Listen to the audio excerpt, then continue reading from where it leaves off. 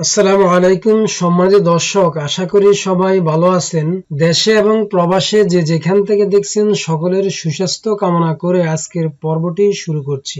দলিল থাকার পরেও কি কি কারণে আপনার জমির মালিকানা হারাতে পারেন? কোনো ব্যক্তি মারা যাওয়ার পর তার যে সম্পত্তি রয়েছে এবং তার যে ওয়ারিশগণ রয়েছে প্রত্যেকে তার সম্পত্তির অংশ থেকে সম্পত্তি পাবে। অর্থাৎ যত সম্পত্তি রয়েছে মৃত ব্যক্তির প্রত্যেক সম্পত্তি থেকে তার ওয়ারিশগণ হিস্সা অনুযায়ী অংশ পাবে। একটি উদাহরণ দিলে আপনারা বুঝতে পারবেন। যেমন মৃত্যুবরণ করার পর তার 120% জমি এবং 3 ছেলে 3 মেয়ে ও 1 স্ত্রী রেখে মারা যায়। মৃত ব্যক্তির সম্পত্তি 3টি দাগে বিভক্ত এবং তার সম্পত্তি 3টি দাগে রয়েছে। এখানে প্রত্যেক ওয়ারিশগণ মৃত ব্যক্তির প্রত্যেক দাগে সম্পত্তি পাবে তাদের হিস্সা বা অংশ অনুযায়ী। এখানে এমন নয় যে এক একজন এক এক দাগ হতে সম্পত্তি পাবে।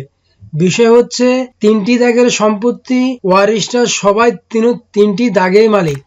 এখানে কেউ এমন নয় যে আমি শুধুমাত্র এই দাগের সম্পত্তির মালিক। এখানে প্রত্যেকে দাগেই সম্পত্তির অংশ পাবে। যখন কোনো ওয়ারিশ কোনো সম্পত্তি বিক্রি করে তখন দলিলে বিভিন্ন দাগ উল্লেখ করলেও মূল ভোগ দখল থাকে একটি দাগে। যদি আপনি ওয়ারিশ সূত্রে সম্পত্তির মালিক হয়ে আপনি উক্ত সম্পত্তি কারো নিকট বিক্রয় করেন, কিন্তু আপনি যে সম্পত্তিটি বিক্রি করতেছেন উক্ত সম্পত্তি আপনার অংশীদার বা আপনার শরিকদার, আপনার পিতার যে সমস্ত ওয়ারিশ রয়েছে, আপনার মা, আপনার ভাই অথবা আপনার বোন যারা ওয়ারিশ রয়েছে তারাও কিন্তু আপনি যে সম্পত্তিটি বিক্রি করেছেন তারাও সেখানে মালিক। অতএব যেখানে আপনি সম্পত্তিটি বিক্রি করার পর আপনি হস্তান্তর করে দিয়েছেন, দখল ছেড়ে দিয়েছেন, তারপরও কিন্তু যারা আপনার অংশীদার বা ওয়ারিশ রয়েছে তারা পরবর্তীতে চাইলে বিক্রয়কৃত জমিটিতে দখল নিতে পারবে।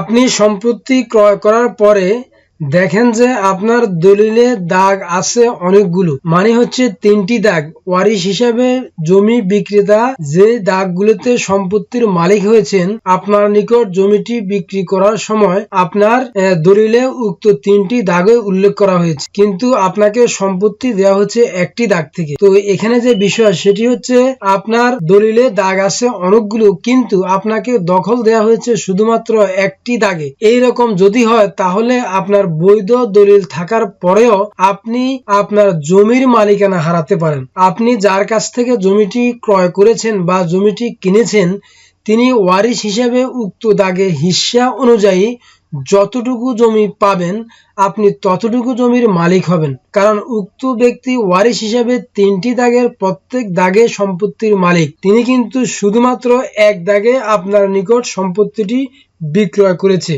তিনি আপনার নিকট যে সম্পত্তিটি বিক্রয় করেছে তিনি শুধুমাত্র উক্ত দাগের সম্পত্তির একক মালিক নয়, এখানে তার ওয়ারিশরা উক্ত সম্পত্তির মালিক। এখন বিষয় হচ্ছে যিনি আপনার নিকট জমিটি বিক্রি করেছেন তার পিতার মৃত্যুর পর তিনি ওয়ারিশ রেখে গেছেন মোট 7 জনকে। তাহলে 7 জনেই কিন্তু উক্ত সম্পত্তির মালিক, শুধু কোনো এক ব্যক্তি মালিক নয়। একটি উদাহরণ দিলে আপনারা বিষয়টি পরিষ্কার ভাবে বুঝতে পারবেন। যেমন যিনি সম্পত্তি বিক্রি করেছেন তিনি সম্পত্তি 15% মালিক, 3টি দাগে উনি মোট 15% সম্পত্তির মালিক, কিন্তু তিনি জমি বিক্রি করার সময় 3টি দাগ উল্লেখ করেছেন, আপনাকে দখল বুঝিয়ে দিয়েছেন মাত্র একটি দাগে 15%। প্রকৃত পক্ষে জমি বিক্রেতা যেই দাগে আপনার জমি দিয়েছেন সেই দাগে উনি মাত্র 5% মালিক। এই ক্ষেত্রে জমি ক্রেতা উক্ত সম্পত্তির মালিকানা হারাতে পারেন। এখানে ওয়ারিশ হিসেবে উক্ত দাগে হিস্সা অনুযায়ী বিক্রেতা যতটুকু পাবেন আপনি ক্রেতা ততটুকু সম্পত্তির মালিক হবেন। তার মানে বিক্রেতা এখানে ওয়ারিশ হিসেবে 5% সম্পত্তির মালিক। আপনি যদিও 15% জমি ক্রয় করে থাকেন তাহলে আপনি এই দাগে এখানে মোট 5% জমির মালিক হবেন, কারণ উনি বাকি 10% জমি দিয়েছে আপনাকে অন্য আরো 2 দাগ থেকে।